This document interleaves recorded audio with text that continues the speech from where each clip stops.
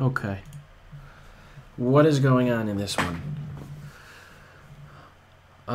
Position is an interesting one. Okay. Why am I saying that? Because white has a space advantage on the queen side, black on the king side. These knights have nice posts. Material is balanced. This knight is in a pin.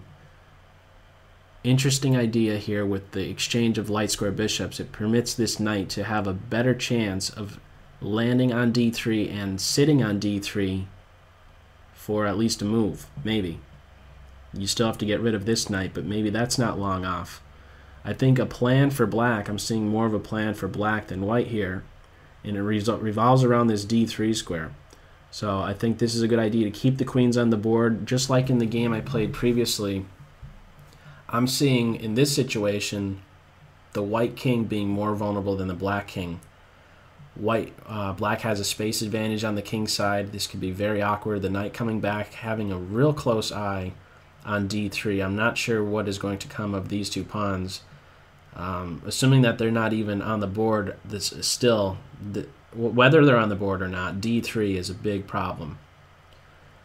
Is this knight going to be removed? Knight g5, get rid of this knight. Knight d3, bad things begin to happen fast, real fast.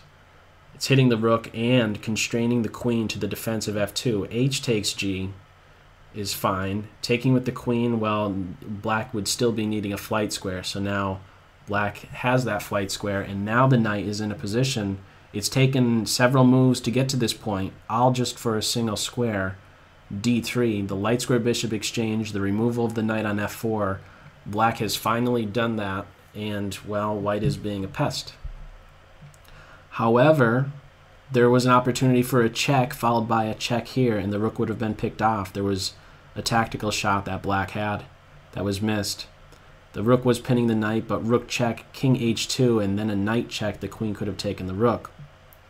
So here we go. The knight is officially a giant pest and can be giving a check here, and the queen could be giving a check on this diagonal. And pawn push is going to be forced. Oh, that's a nice move. Okay, just staying coordinated. The queen, oh boy. What's even worse than getting to d3? f3.